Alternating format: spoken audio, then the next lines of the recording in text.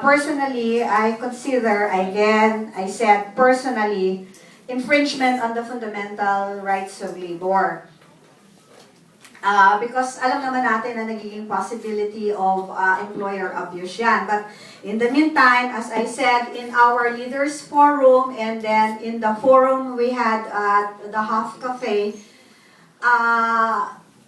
we have a law on the matter. So yun yung batas nila at the moment, and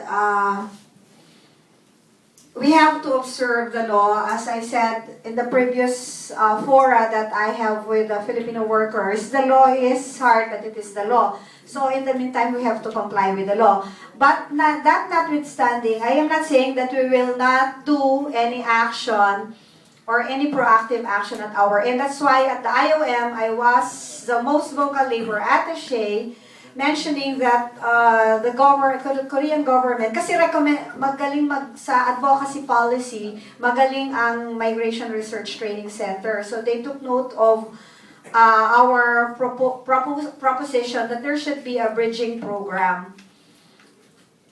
Kasi yung bridging program, para siyang hindi ka, how would I put it, it's not the end, yung program, kaya siya tinawag na bridging, tatawid, di ba? When you say bridge, you cross. So, I mentioned something about the Korean government should come out with a bridging program so that from the time na nandyan ka sa EPS, you can be, siguro yun din yung word nyo, sinasabi yung conversion, but for my end, I call it a bridging program so that you could cross over to a new kind of skill category. Kasi ang ano talaga ng taga-MOEL, the EPS program is a short-term program. So ganyan lang yan talaga. Parang ang inaano niya is, I should understand, or the labor attaché should understand that the law is really has a fixed term. So naiintindihan naman natin yon, but we are saying that there has to be a study or a review on the matter na from the EPS, ano pa ba yung susunod nating magagawa or saan ba patutungo yung EPS program. So that's why we made a proposal on the bridging program. And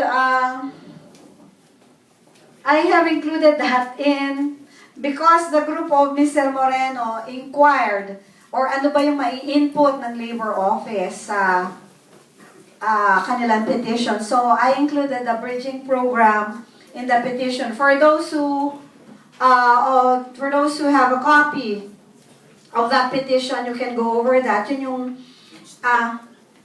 so I mentioned that bridging program in Canada. Incidentally, commercial muna.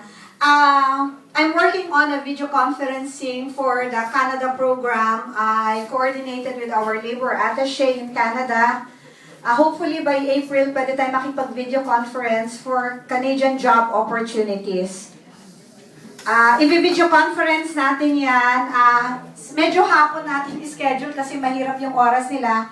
I made an arrangement with our labor attaché in Toronto para kung ano yung issues and concerns nyo on Canada, possible opportunities, mobilization period,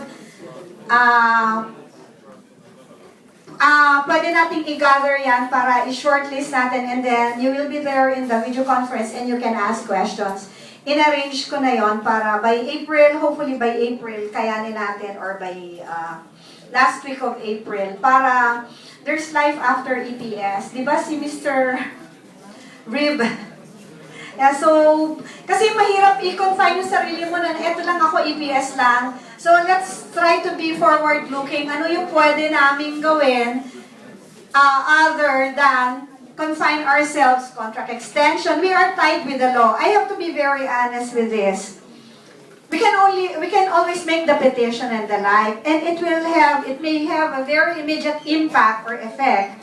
Kagaya ng binanggit ng katabi ko rito na abogado na, pwede niyong gawin yan. But let us also be forward-looking. Ano pa ba yung maaari nating options? Yun, may narinig ako kanina. Ano yung options natin? That's why, when I was in Manila, I tried to coordinate with our labor attaché in Toronto and in Vancouver para magkaroon ng video conferencing, masagot natin. Meron tayong iniisip na iba maliban sa contract extension.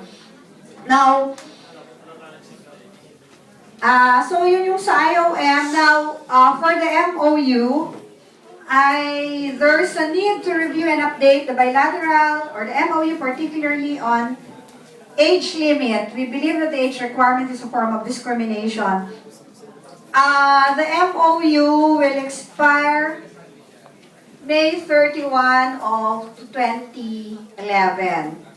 Now, even if it expires, it may be extended by the parties pending renegotiation. One would be, ang options lang naman natin dyan, we renew it without amendments. Second is, we extend it in the meantime that we are negotiating. Third is, wala na. Tapos na. So, we have certain options. So, ganyan. I will not go into the third option na tapusin na natin ang EPS because we are into employment opportunities. So, ang ano lang natin dyan is we renew the EPS or we extend the EPS pending renegotiation or pending negotiation on matters. Now, this input, we will input it to, that's the reason also that I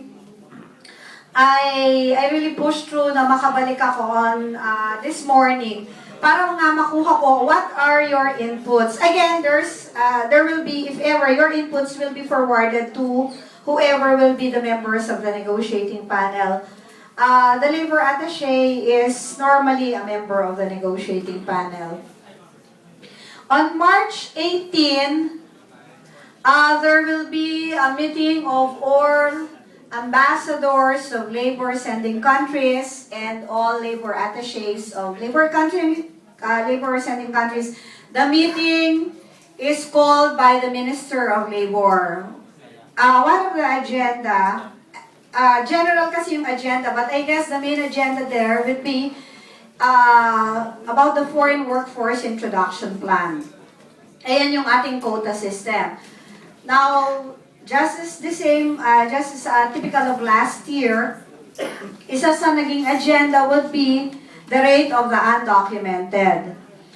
Again, this is just sharing of information. In the meeting that I had with MOEL, isa yon sa binanggit nila sa akin na dun sa EPS, number 2 tayo.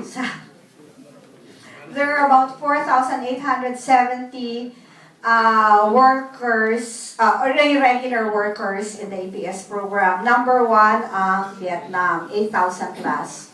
So, tinitignan din nila.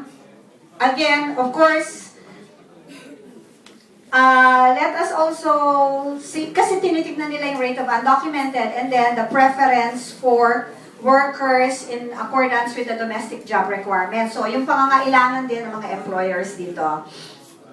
So, it is my opinion that that's why I inquired on the possible lobbying with Attorney Bill. Kasi ang nakikita ko is we should come out, or you should come out, kasi I'm with government, you should come out with a unified position on the matter. But at the same time, you can also endorse this or transmit this to Congress. The Labor Affairs, I think there's an Environment and Labor Affairs Committee. So, pwede niyong dalihin yung petition. But at the same time, you can also give it to the Ministry of Labor. The ambassador has mentioned to me that we can transmit it to the Ministry of Labor. So, yun yung binanggit sa akin ni Ambassador before I left. So far, yun yung mga meron kasi akong timer dito. Yung yearly renewal and no need to take the exams, I have mentioned that already with the ministry. And then for those in July 2007,